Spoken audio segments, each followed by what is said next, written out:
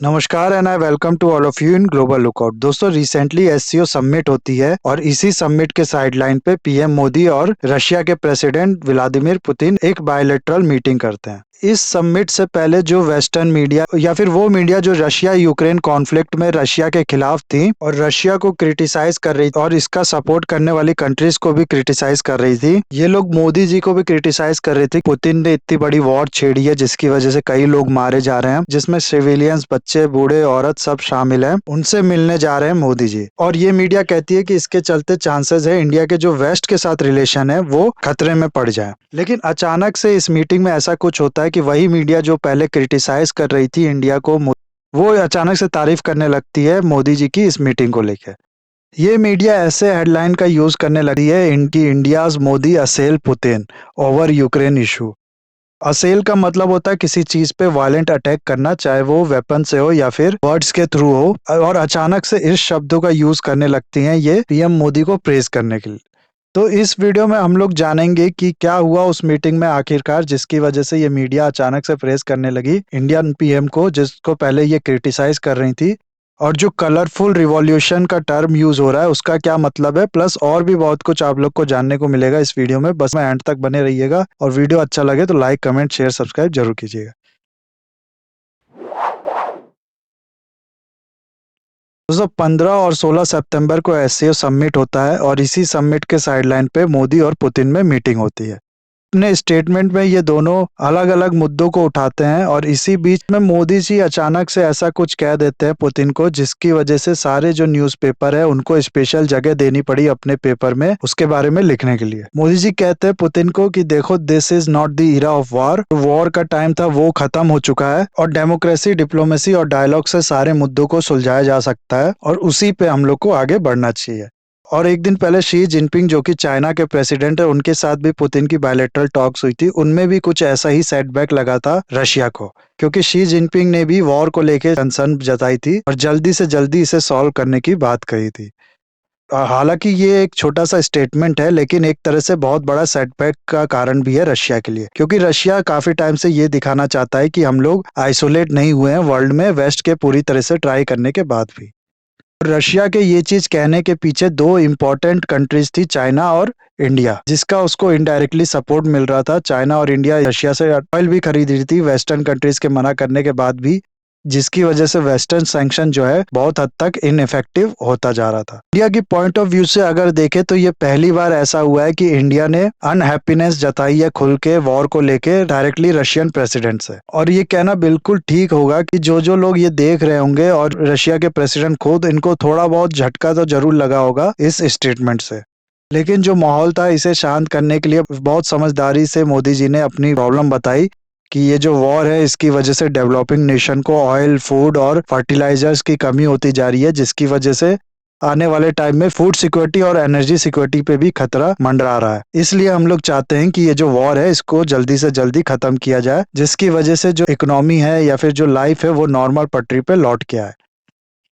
ना हम लोग जैसा कह रहे हैं या फिर जो मीडिया कह रही है कि एक बहुत बड़ा सेटबैक है रशिया के लिए, लेकिन उस समय आप लोग इनकी जो डायलॉग्स हैं वो सुने तो जितने काम के साथ रशिया के जो प्रेसिडेंट है पुतिन, उनने इस चीज को हैंडल किया, वो चीज काफी अप्रिशिएबल है। पुतिन ने कहा कि हम लोग समझते हैं आपके जो कंसर्न है वॉर को लेके उसको, लेकिन हम लोग के हाथ में कुछ भी है नहीं, क्योंकि यूक्रेन जो है वो नहीं चाहता कि पीस हो।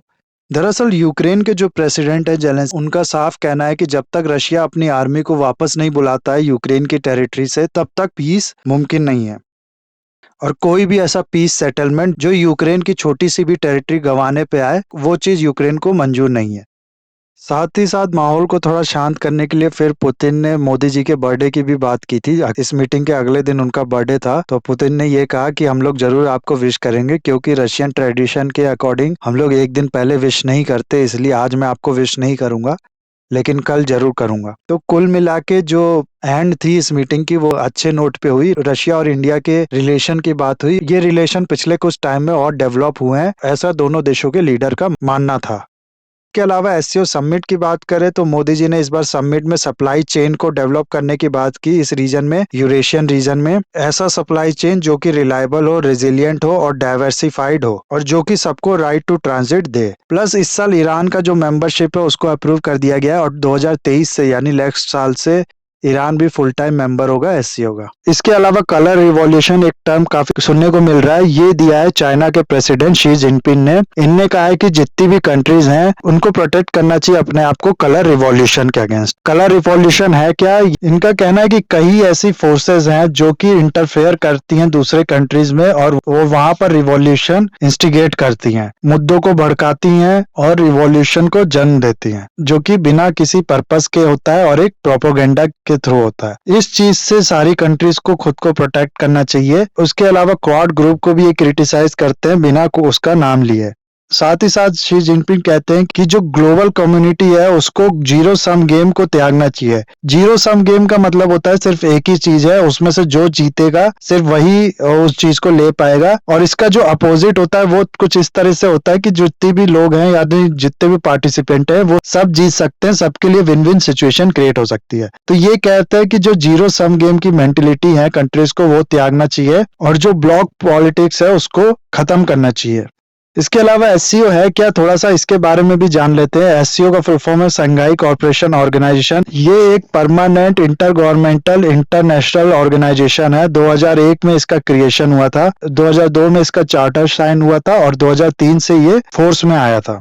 इसके जो मेंबर हैं वो है Kazakhstan, China, Kyrgyzstan, Russia, Tajikistan, Uzbekistan, India और पाकिस्तान। ये एक यूरेशियन पॉलिटिकल, इकोनॉमी और मिलिट्री ऑर्गेनाइजेशन है जिसका पर्पस है पीस, सिक्योरिटी और स्टेबिलिटी मेंटेन करके रखना रीजन में। कई लोग इसको एज अ काउंटर देखते हैं नाटो के। ये 9 मेंबर का इकोनॉमिक सोशल ब्लॉक है जो कि इसे लार्जर ट्रांस रीजनल ऑर्गेनाइजेशन बनाता है। इसका जो ओरिजिन है वो 1996 में शंघाई 5 में एग्जिस्ट करता है। उस समय कजाकिस्तान, किर्गिस्तान, रशिया और ताजिकिस्तान ये 4 कंट्री चाइना के साथ अपना बॉर्डर सेटल करने के लिए एक ऑर्गेनाइजेशन बनाती हैं। इन चारों के अलावा उसमें चाइना भी होता है और फिर इसके बाद 2001 में इसको चेंज करके शंघाई कॉर्पोरेशन ऑर्गेनाइजेशन बना दिया जाता है। इंडिया और पाकिस्तान 2017 में इसमें ज्वाइन करते हैं और नेक्स्ट ईयर से ईरान भी इसका मेंबर होगा।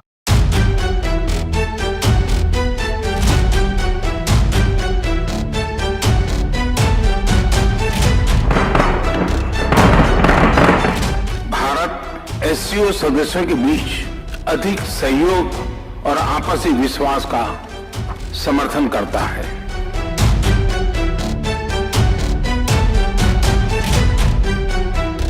एससीओ को हमारे क्षेत्र में विश्वस्त, रेजिलिएंट और डाइवर्सिफाइड सप्लाई चेन्स विकसित करने के लिए प्रयत्न करने चाहिए। बेहतर कनेक्टिविटी की आवश्यकता तो होगी ही, साथ ही यह भी महत्वपूर्ण होगा कि हम सभी एक दूसरे को ट्रांजिट का पूरा अधिकार दें।